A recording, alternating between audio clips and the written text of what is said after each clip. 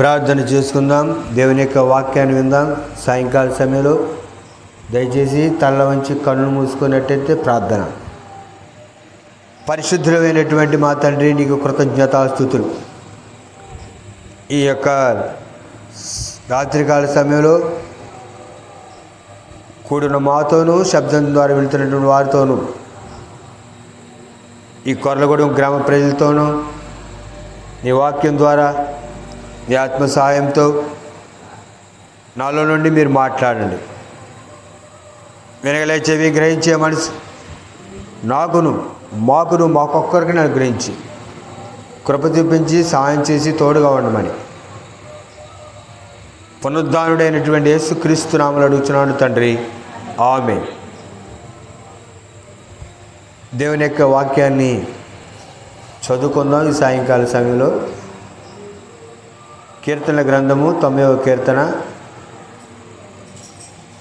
5వ చరణం. కీర్తనల గ్రంథం 9వ కీర్తన 5వ చరణాన్ని మనం చదువుకుందాం. దేవుని యొక్క వాక్యంలో నుండి పాత నిబంధన గ్రంథం 500 పేజీ కీర్తనలు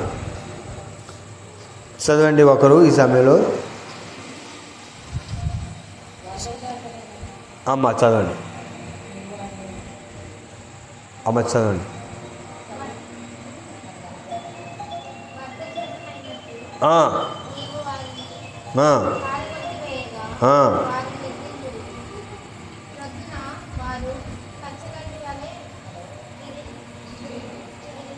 చిగురింతురు.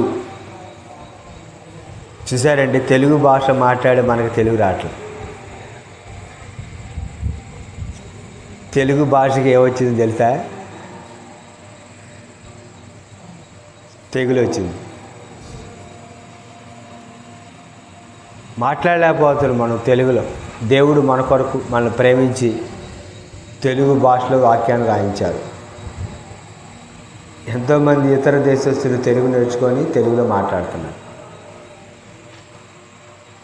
చదువు లేని వారంటే ఓకే, మరి చదువుకున్నవారు దేవుని వాక్యం చదువుతూ ఉంటే మనం మాట్లాడగలుగుతాం. మాట్లాడద్దు, వినండి దేవుని వాక్యం. నేను ఎప్పుడైతే పరిశుద్ధ గ్రంథం చదవటం మొదలుపెట్టానో తెలుగు భాషలో స్పష్టంగా మాట్లాడే కృప దేవుడు నాకు ఇచ్చాడు. స్పష్టంగా తెలుగు భాష మాట్లాడటానికి చదవబడినటువంటి వాక్య భాగం 9వ కీర్తన దైవజనుడైనటువంటి మోషే గారు చేసినటువంటి ప్రార్థన. ఆయన ప్రార్థనలో 5వ చరణంలో ఏమని రాయబడి ఉందంటే, వరద చేతనైనట్టు నీవు వారిని పారగొట్టి వేయగా వారు నిద్రింతురు. మానవుని యొక్క జీవితం ఎటువంటిది? ఈ సాయంకాల సమయంలో ఈ యొక్క వాక్య అంశం ఏంటంటే, మానవుడి జీవితం ఎటువంటిది? అసలు మానవుడి జీవితం, చాలామంది జీవితం గురించి ఆలోచన ఉండదు. ఏదో నిద్ర లెగుస్తున్నాం, ఏదో తింటున్నాం, రెస్ట్ తీసుకుంటున్నాం, దినాలు గడిచిపోతాయి. అర్థం అంటారండి? ఏదో కాలం వెళ్ళిపోతూ ఉంది, కాలాన్ని ఎల్లబుచ్చుతూ ఉన్నాం. కాలంతో పాటు పరిగెత్తేవాళ్ళు కొంతమంది అయితే పోయే కాలాన్ని పోనిండి అని అలాగే మౌనంగా నిర్లక్ష్యంగా ఉండేవాళ్ళు కొంతమంది. కానీ ఈ రాత్రి మానవుని యొక్క జీవితాన్ని గురించి దేవుని వాక్యం ఏం చెప్తా ఉంది? చదువుకున్నటువంటి లేఖన భాగంలో మానవుడు ఎలాగ ఉంటాడు, ఈ కీర్తన అంతా కూడా మానవుడి గురించి రాయబడిందండి. దైవజనుడు మోషే గారు చేసిన ప్రార్థనలో మానవుడి జీవితం ఎలాగుందో తెలుసా? నీవు వారిని పారగొట్టివేగా వారు నిద్రింతురు. నిద్రపోతున్నటువంటి మనిషిలాగా ఉంది మానవుడి జీవితం. నిద్రపోతున్నటువంటి వాళ్ళు మనం చూస్తే నిద్రపోయేటప్పుడు వరకే మనకు తెలుసు, కానీ నిద్రపోయిన తర్వాత ఇక మనకి తెలిసిద్దండి. మరలా తెల్లారి మెలకు వస్తే మనం నిద్ర లెగిస్తే కానీ మనకు తెలిసిద్ది. అప్పటి వరకు మనకు తెలియదు.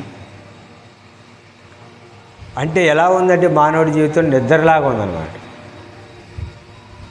మనం రాత్రంతా నిద్రించినప్పుడు ఎన్ని గంటలు గడిచిపోతాయో మనకు తెలియదు.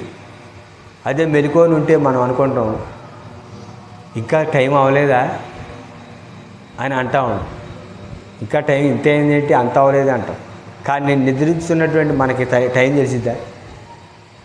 తెలీదు. ఉదయం లేచినప్పుడు, మేలుకొన్నప్పుడు, మరలా ప్రపంచాన్ని చూసినప్పుడు మనకు తెలిసింది.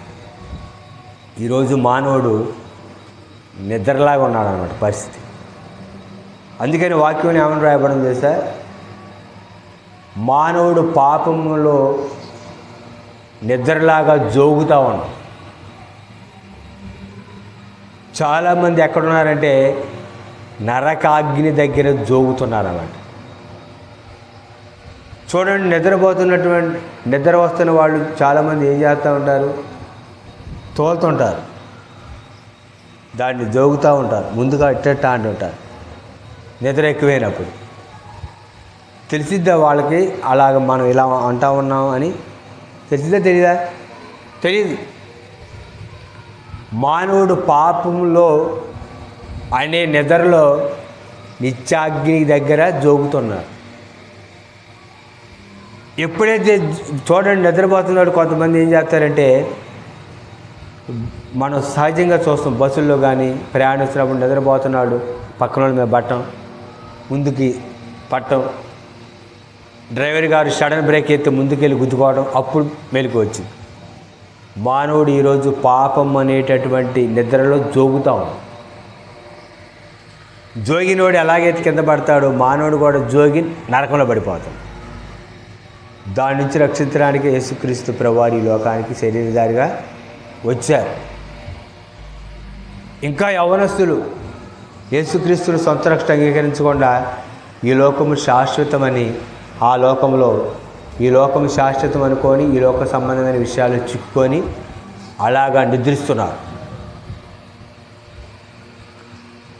కనుక మానవుడి జీవితం ఎటువంటిది తెలుసా?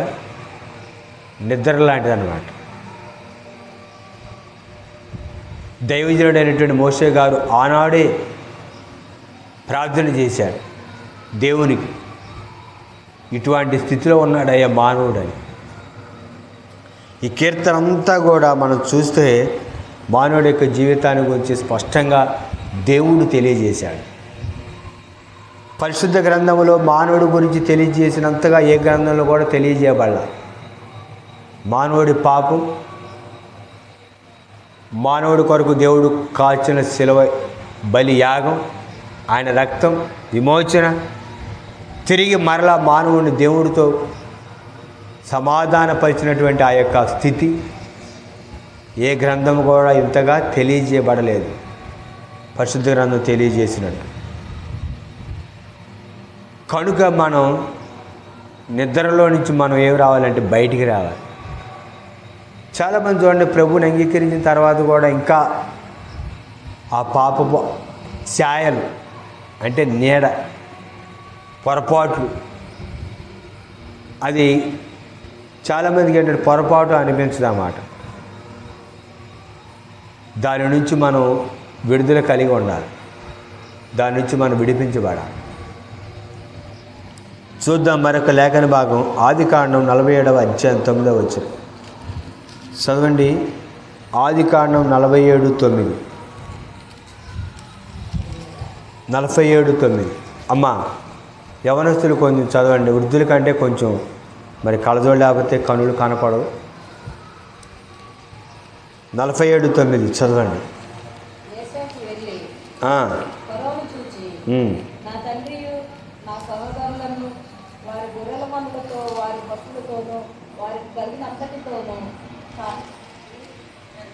నలభై 47:9.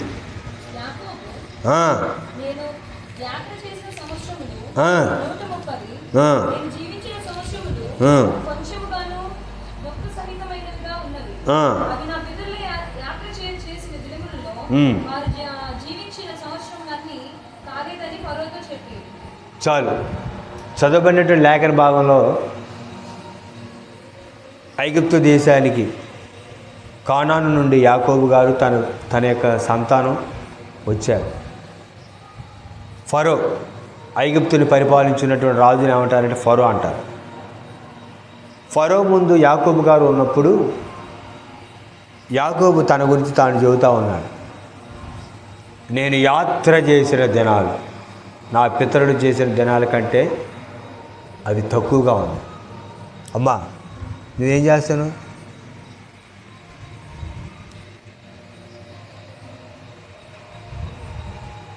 మన జీవితం ఎటువంటిదంటే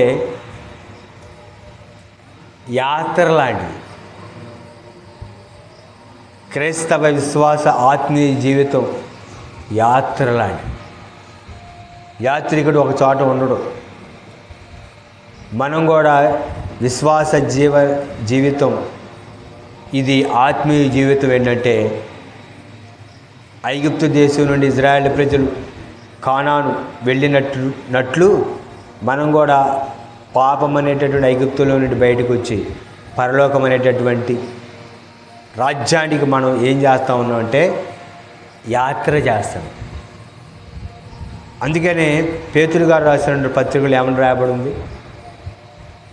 మీరు చదవండి ఒకసారి, మీరు ఆ వాక్య భాగం. పేతురు గారు రాసినటువంటి పత్రిక దేవుని వాక్యంలో చూడండి. యవనస్తుల వాక్యం చదవాలి, మౌనం ఉండకూడదు. యాకోబు గారు పేతురు గారు రాసిన పత్రిక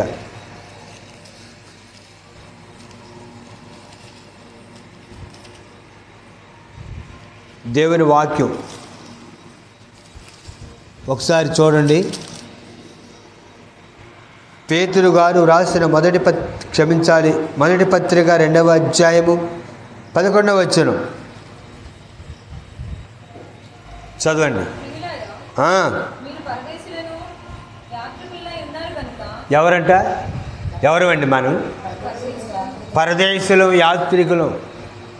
యాత్ర. ఈ యాత్రలో మనం ఏం చేస్తున్నామో తెలుసా? ప్రయాణిస్తున్నాం. యాత్రికులు. ఎక్కడికి వెళ్తున్నాం? పరలోకానికి. మానవుడి జీవితం ఏంటో తెలుసా? యాత్ర లాంటి. కొంతమంది ఈ యాత్రలు ఎక్కడికి ప్రయాణిస్తున్నారో తెలుసా? నరకాన్ని ప్రయాణిస్తున్నారు. ఒక మనిషి ప్రయాణిస్తున్నప్పుడు ఎటు వెళ్తాను అంటే ఏదోనండి వెళ్తా ఉన్నా అని అంటాడా? అంటాడండి? అండవు. మానవుడు ప్రయాణానికి గమ్యం తెలుసు. ఇప్పుడు మేము కొర్లగూడ వచ్చాం ఆటోలో. పేరవంచు నుంచి ఇటు తిరగాలి, అప్పుడు కొర్లగూడ వస్తాం. ఆటో ఎటు వెళ్తే అటు వెళ్ళింది అని ముందుకెళ్తే ఎటు వెళ్తామండి? కల్లూరు వెళ్తాం. అంతేనే కాదు. అంటే ప్రయాణానికి ఏముందో తెలుసా? గమ్యం ఉంది, చేరేటటువంటి స్థలం ఉంది. ఈరోజు మానవుడు ప్రయాణిస్తున్నాడు అంటే యాత్ర చేస్తున్నాడు. రోజులు గడిచిపోతూ ఉన్నాయి. ఈ మానవుడు జీవితాన్ని యాత్రతో పోలిస్తే వాళ్ళు యాత్రలో ప్రారంభ దశలో ఉన్నారు. వాళ్ళు పిల్లలు. వీళ్ళు 2వ దశలో ఉన్నారు. అదేంది మీకు? మీరు నేను 3వ దశలో ఉన్నాం. యాత్ర స్టేజీ 3. మీరు ఏ స్థితిలో ఉన్నారు తెలుసా? చివరి స్థితిలో ఉన్నారు. ఏ స్థితిలో ఉన్నారండి? వృద్ధులు ఏ స్థితిలో ఉన్నారు యాత్రలో? ఇక గమ్యానికి స్టేజ్ దగ్గరికి వచ్చేసారు. ఇక చివరి స్టేజీకి వచ్చేసారు దగ్గర.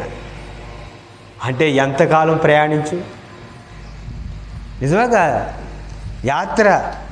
మానవుడి జీవితం అనేది యాత్ర.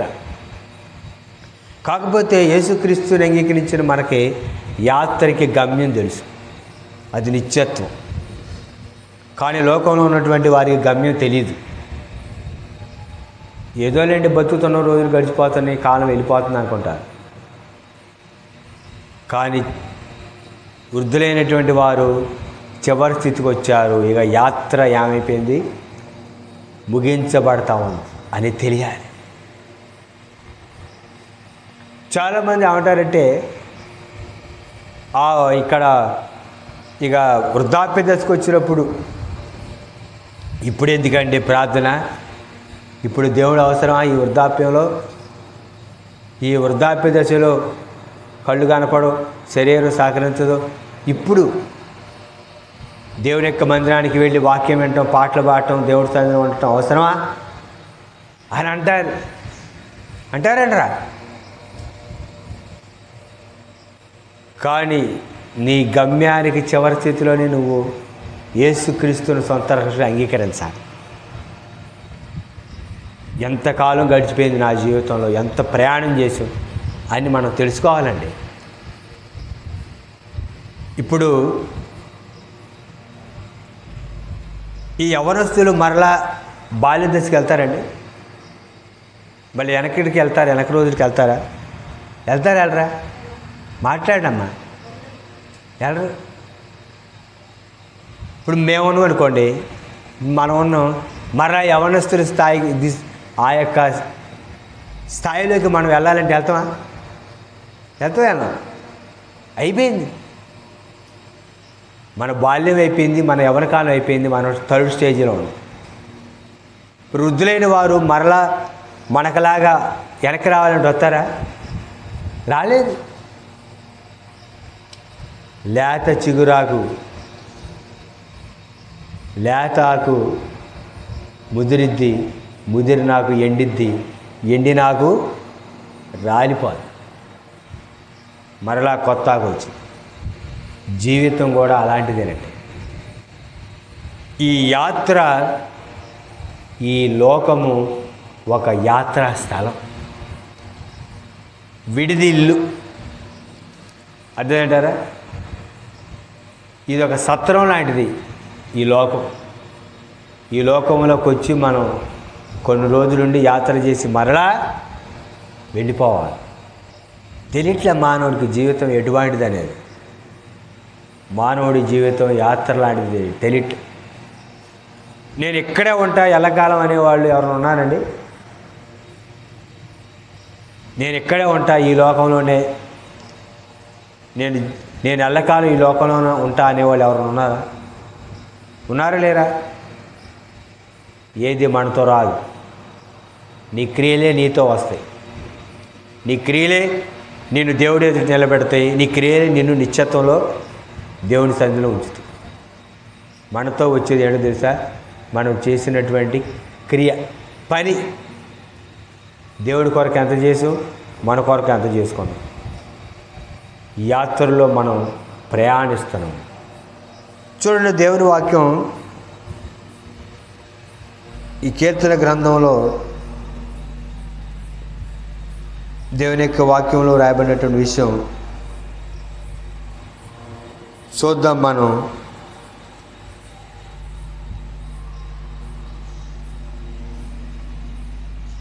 దేవుని యొక్క వాక్య భాగంలో 9వ చరణం చదవండి. 9వ చరణం చదవండి అమ్మా. 90వ కీర్తన 9వ చరణం.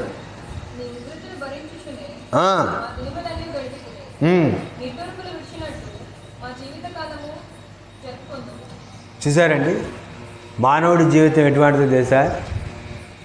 నిట్టూర్పు లాంటిది. నిట్టూర్పు పెద్దలైన వారే తెలుసు అది. ఇంకా ఏం పాడుతుంలేండి పాట, 2 పాటలు పాడు, ఆయాసం దాడొస్తుంది 3వ పాట పాడటానికి అంటారు. అదేంటిది? నిట్టూర్పు. ఏం చదువుతున్నాయండి దేవుని వాక్యం? 4 అధ్యాయం చదివి ఇప్పటికే ఓపిక లేదు, కళ్ళు సరిగ్గా కనపడట్లా అని అంటారు. దాన్ని ఏమంటారు? నిట్టూర్పు అన్నమాట. నిట్టూర్పులు విడిచినట్లు మా జీవిత కాలమంతా జరుపుకుందుము. మన జీవితం ఎలాగ వెళ్ళిపోతుంది తెలుసా? నిట్టూర్పుతో వెళ్ళిపోతుంది. మానవుడి జీవితం నిట్టూర్పు. మానవుడి జీవితం అలాగ ముందుకెళ్ళిపోతుందండి. అదే మాట అంటే కొంత అర్థం ఏంటంటే, దేవుడిలో ఉన్నప్పుడు విశ్వాసం, లోకంలో ఉన్నప్పుడు అవిశ్వాసం. చాలామంది నేను యేసుక్రీస్తు ప్రభువుని సొంత రక్షణ అంగీకరించవచ్చు కండి మీరు అని అంటే వాళ్ళు అంటారు తెలుసా, ఇంతకాలం ఏదో జీవించం, ఏదో చేసినండి, ఇప్పుడు ఎందుకు మరలా యేసుక్రీస్తుని అంగీకరించటం, మాదేదో మాకు ఉందిలేండి, మాదేదో మేము చేసుకుంటాం అంటారు. అదేంటారా? అదే నిట్టు. చూడండి, దేవుని వాక్యం పేతురు గారు రాసినటువంటి పత్రిక, మొదటి పేతురు గారు రాసిన పత్రిక, మొదటి అధ్యాయం. చూడండి దేవుని వాక్యం పరిశుద్ధ గ్రంథంలో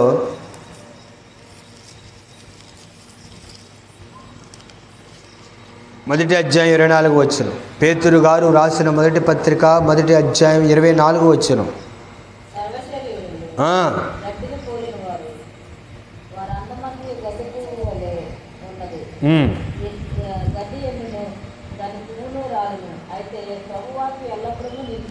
చాలండి. సర్వ శరీరులు ఎలా ఉన్నారట?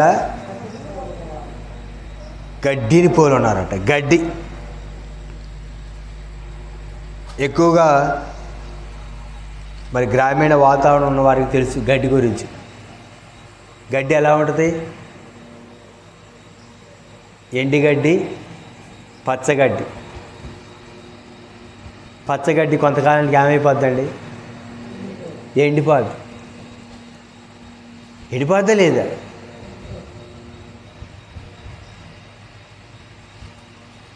ఎప్పటికైనా ఎండిపోద్ది.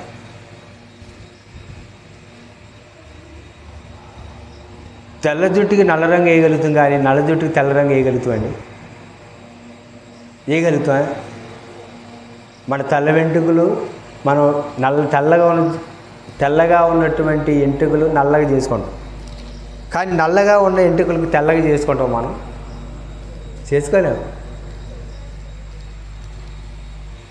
అంటే చూడండి, జీవితం గడుస్తున్నా కొందికి నీవు నీ తల వెంట్రుకలు తెల్లగానైనా నల్లగానైనా నువ్వు చేసుకోలేవు అన్నది వాక్యంలో ఉందా లేదా? మన తల వెంట్రుకలు తెల్లబడతాయి అంటే అర్థం ఏంటో తెలుసా? మన జీవిత కాలం దగ్గరకు వచ్చింది, అది సమయం దగ్గరకు వచ్చింది. అది జీవితంలో ఒక్కొక్క పుట్టినరోజు గడుస్తూ ఉంటే మనం మరణానికి, సమాధికి దగ్గర అవుతున్న లెక్క. ఇంకా దగ్గరికి వచ్చేస్తున్నాం మన సమయానికి.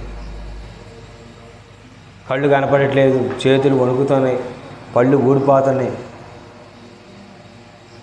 మాట తడబడుతుంది, కాళ్ళు బలం తగ్గుతుందంటే అర్థం ఏంటి తెలుసా?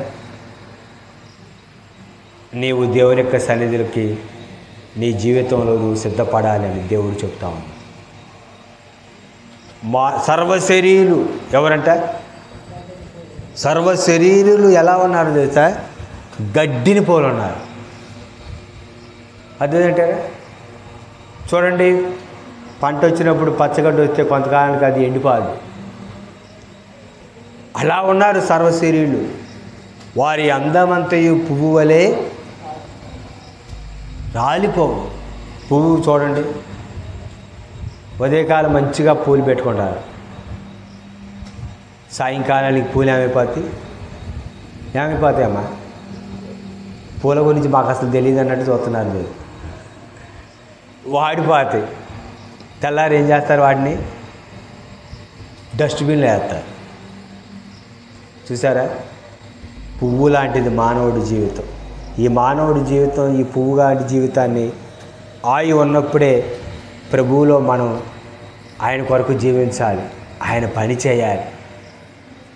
ప్రతి ఒక్కరూ యేసుక్రీస్తు రక్షకుడు నీ పాపాల కొరకు మరణించాడు సెలవులో అన్నటువంటి సత్యాన్ని ప్రతి ఒక్క విశ్వాసి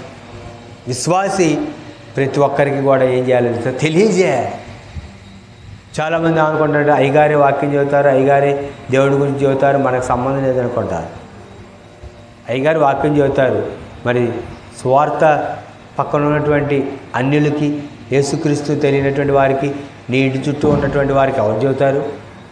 అయ్యగారు వచ్చి చెప్పరుగా. మాటల సందర్భంలోనే యేసుక్రీస్తు ప్రభు గురించి మనం తెలియజేయాలి.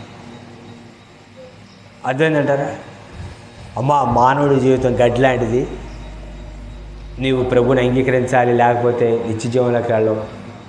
మానవుడు చేసిన పాపాన్ని నిత్య నరకం ఉంది. ప్రభు ఆ పాపం నుంచి విడిపించడానికి శిలలో ప్రాణం పెట్టి రక్తం కార్చాడని తెలియజేయాలండి. మనం తెలియజేయాలి. చూడండి, దేవుని వాక్యాన్ని చూద్దాం.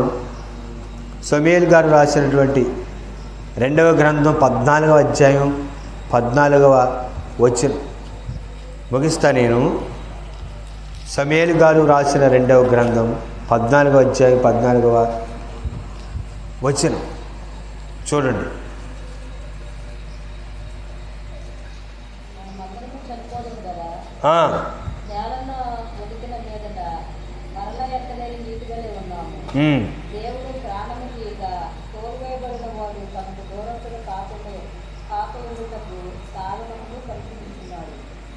చాలండి. ఇక్కడ ఏంటో తెలుస్తా, నీరులాగా ఉన్నామంట. ఎలా ఉన్నాం? నీరు. చూడండి, వర్షాలకి నీళ్ళు వస్తాయి, వరద వచ్చింది. అర్థం ఏంటారా? వరద వచ్చినప్పుడు నీళ్ళు, మరి అప్పుడు వచ్చిన వరద ఇప్పుడేది? ఎప్పుడైతే ఎండ వచ్చిందో వరద ఆగిపోద్ది? కనపడదు. కనపడిద్దండి? కనపడదు. చాద నుండి జారు నీటి బిందు లాంటి వాడు మానవుడు. తెలుసుకోలేకపోతున్నాడు. మానవుడు ఎటువంటిది వాడు తెలుసా? నీటి లాంటి వాడు, నీటి బుడగ లాంటి వాడు, నీరు లాంటి వాడు. ఆ సత్యాన్ని మనం గ్రహించాలి. ప్రభువుని అంగీకరించినటువంటి వారు మన ఇంట్లో ఉన్న వారికి ప్రభు గురించి తెలియజేయాలి, సంఘంలో ఉన్న వాళ్ళకి తెలియజేయాలి, యవనస్తులకు మరి ముఖ్యంగా. అర్థమంటారా? మొబైల్కి దగ్గరగా, బైబిల్కి దూరంగా ఉన్నారు ఈరోజు. అర్థమైందంటారా? మొబైల్కి ఎలా ఉన్నారు తెలుసా? దగ్గరగా ఉన్నారు. బైబిల్కి దూరంగా. యవనస్తులు జీవితం యొక్క సత్యాన్ని యవనస్తులకు స్పష్టంగా తెలియజేయాలి. ఎందుకంటే యవ్వన కాలంలో దేవుడి యొక్క కార్యమయ్యే నరునికి మేలు. యవనస్తులు దేవుడి కొరకు జీవించాల్సిన అవసరం ఉంది. చూద్దాం మరొక వాక్య భాగం. యోబు గ్రంథం 14వ అధ్యాయం 14వ వచనం. యోబు గ్రంథం చివరిగా యోబు గ్రంథం 14 చూడండి.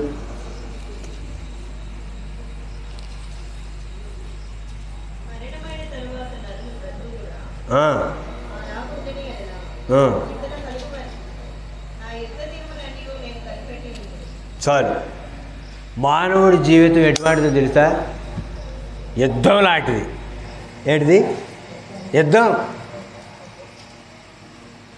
మానవుని యొక్క పుట్టకే యుద్ధం అండి. మనం ఈ లోకంలోకి రాకముందే మన యొక్క జీవిత ప్రారంభానికి ముందే మనం యుద్ధంలో గెలిచి వచ్చినాడు. తల్లి గర్భంలోకి వచ్చేటప్పుడే మనం యుద్ధంలో ఉన్నాడు. అది తెలియట్లే చాలామందికి. అదేంటారా? అది తెలియట్లే.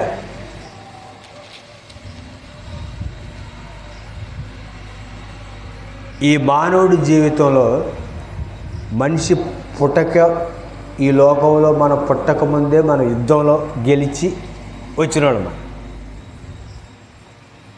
ఎందుకంటే మనం అంటే దేవుడు ఇచ్చినటువంటి దాంపత్యంలో గర్భఫలం దేవుడు ఇచ్చేటప్పుడు మనము ఆ ప్రారంభ దశలోనే అందరినీ ఓడించుకుంటూ ముందుకు వచ్చాడు. కానీ ఈ జీవితంలో ఈ భూమి మీదకి వచ్చిన తర్వాత మనం ఏమైపోతాం అంటే అలసిపోతాం. మనం ఏమైపోతాం అంటే బాధపడతాం, మనం నిట్టూర్పులు విడుస్తాం. క్రైస్తవ విశ్వాస ఆత్మీయ జీవితం ఎటువంటిదో తెలుసా? యుద్ధం లాంటిది. ఏంటిదండి? అందుకనే దేవుని వాక్యం ఏమని రాయబడింది? మనము పోరాడున్నది ఎవరితో కాదు, ఇంటి పక్క వాళ్ళతో కాదు, ఇంటి ముందు వాళ్ళతో కాదు, కాలేజీలో వాళ్ళతో కాదు, మనం పోరాడు శరీరాలతో కాదు కానీ ఆకాశమండల దురాత్మల సమూహముతో పోరాడుతున్నాము. మనం ఎవరమండి? మనం సైనికులు. మనం ఏం చేయాలి? పోరాడాలి. పోరాడుతున్నామండి నిజంగా. వాక్యమనే ఖడ్గం, విశ్వాసమనే డాలుతో మనం పోరాడాలి. అర్థమేంటారా? పోరాట్ల ఈరోజు క్రీస్తుని అంగీకరించినటువంటి వారు అనుక్షణం అపవాది మనల్ని వెంటాడుతుంటాడు. వాక్యం అనే ఖడ్గం ఉండాలి. నీ కుడి చేతిలో వాక్యం అనే ఖడ్గం, నీ ఎడమ చేతిలో విశ్వాసం అనే ఏముండాలి? చెప్పండి అమ్మా. డాలు. దుష్టుని అగ్ని బాణాలు చల్లార్చుటకు విశ్వాసమైన డాలు ఉండాలి. నువ్వు శత్రువుతో పోరాడాలంటే ఏముండాలి? వాక్యం అనేటటువంటి ఆత్మ ఖడ్గం ఉండాలి.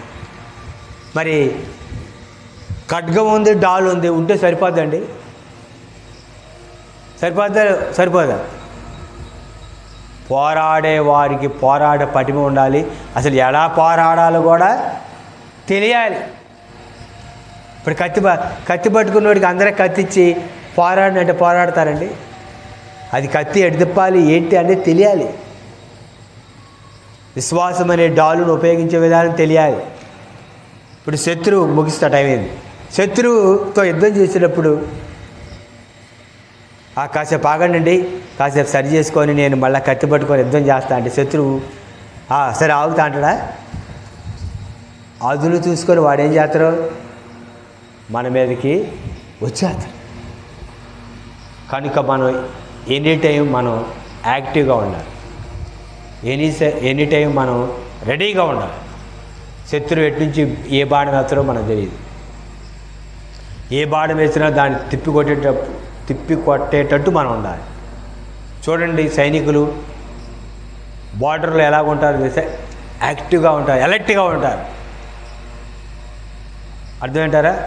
రెప్పపాటులో కూడా జాగ్రత్తగా ఉంటారు. మనం అలా ఉండాలి, క్రీస్తుని అంగీకరించిన వారు. ఎందుకంటే క్రైస్తవ జీవితం అనేది యుద్ధం నాటి. యుద్ధంలో చాలామంది ఏం చేయలేకపోతున్నారు? పోరాడలేకపోతున్నారు, సతికిలు పడిపోతున్నారు. ఇక పోరాడింది సాల్లే అని. మానవుడి జీవితం కూడా యుద్ధం లాంటిది. యవనస్తులు చూడండి, పోటీ పరీక్షలు ఎలాంటిది? అది కాంపిటేటివ్ ఎగ్జామ్స్. ఎవరైతే ఎక్కువ మార్కులు వస్తాయో వాళ్ళకి ఉద్యోగాలు. ఏంటిది అది? చదువు ఏంటిదండి ఈ రోజుల్లో? యుద్ధం.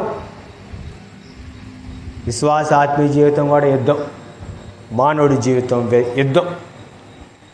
దేవుని వాక్యం చెబుతాం. యోబు గారు ఏమన్నారు తెలుసా? నా జీవితం యుద్ధం లాంటిది. కనుక యుద్ధంలో ఉన్నామన్న విషయాన్ని గుర్తుంచుకుందాం. మానవుడి జీవితం ఎటువంటిది అనే విషయాన్ని ఈ సాయంకాలంలో మనం నేర్చుకున్నాం. నీకు నాకు దేవుడిచ్చిన ఆయుష్కాలం కొంత సమయం. ఈ కొంత సమయంలో ప్రభు కొరకు జీవిస్తూ, ప్రభు గురించి ప్రకటిస్తూ, ఆయన రాకడకు సిద్ధపడదు. ఇంకా ఎవరైతే యేసుక్రీస్తును సొంత రక్షణ అంగీకరించలేదో అట్టివారు ప్రభుని అంగీకరించినట్లు వారి కొరకు ప్రార్థించేద్దాం. మనవంతు మనం దైవరాజ్య వ్యాప్తిలో కృషి చేద్దాం. ఆయన ప్రాణత్యాగాన్ని గుర్తిస్తే మనం మానవుడి జీవితం ఎటువంటిదని అర్థం చేసుకొని ఆయన సేవలో మనం పాటుపడతాం. అటు కృప ఈ సాయంకాల సమయంలో ప్రభు మనకి అనుగ్రహించును గాక. తల వంచండి, కళ్ళు మూసుకొని